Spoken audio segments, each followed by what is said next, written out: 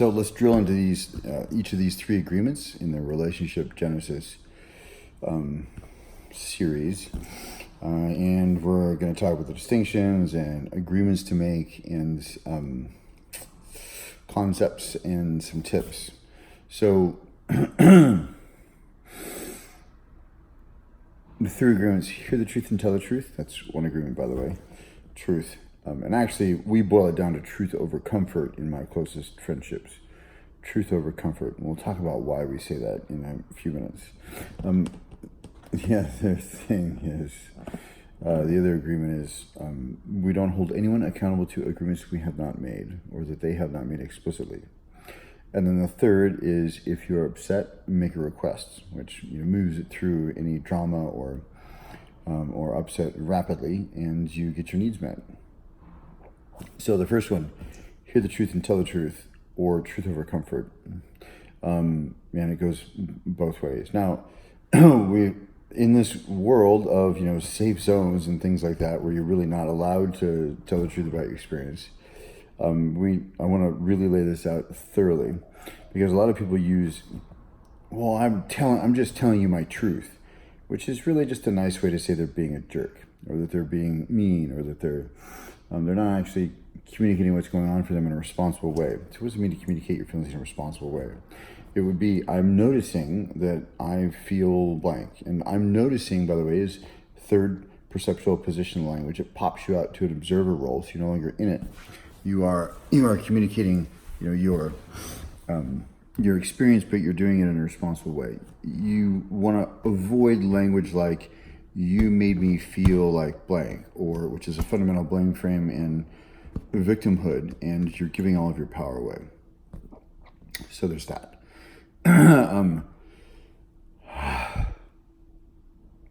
Hearing the truth, it's a different set of skills. So telling the truth, you need to be sometimes courageous. Some people talk about being, you have to be vulnerable.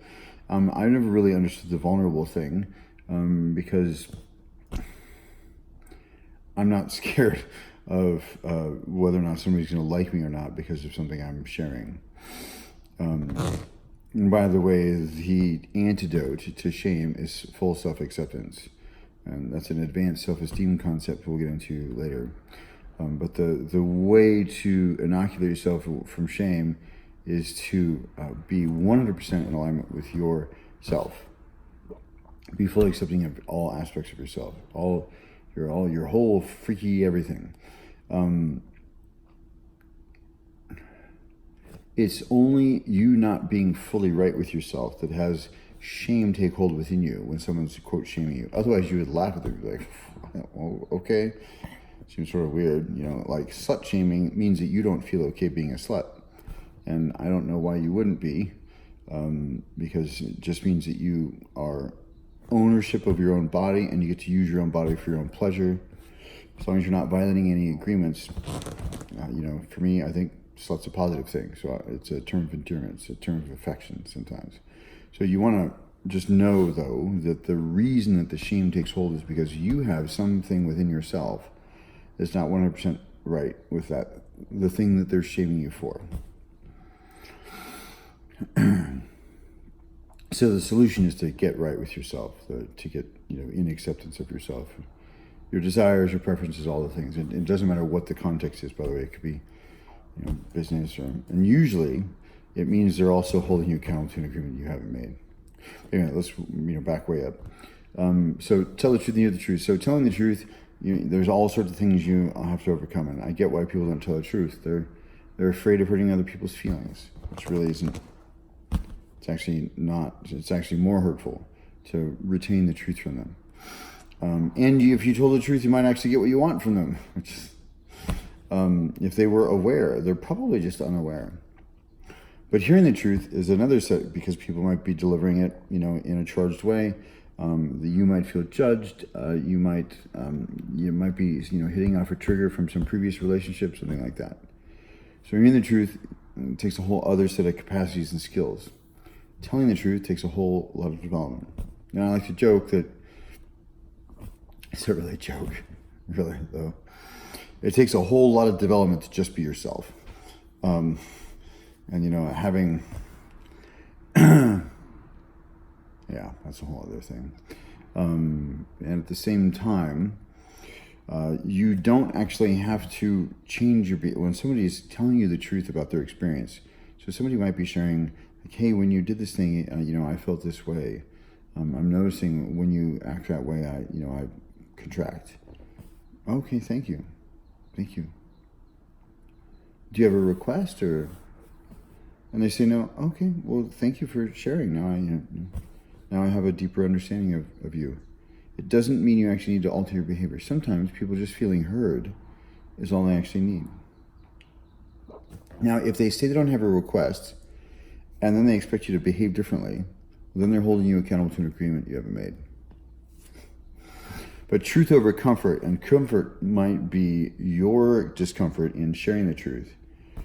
Truth over comfort might be they're going to feel uncomfortable or in some way, hurt or judged in your perception, by the way, if you tell them the truth. So truth over everyone's comfort, because truth is the most important thing in the world.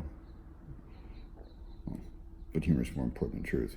But anyway, it's an inside joke that only 3 of you will get. So it is kinder to tell someone the truth and cut them loose if that's what's going on. It is more kind to yourself to tell the truth because you might actually get what you need. Oh, I didn't know that was important to you. Awesome. I'd be happy to do that. And I've got dozens and dozens of examples where this plays out to be true. Truth over comfort.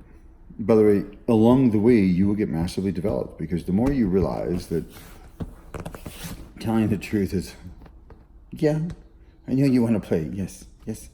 Oh my gosh.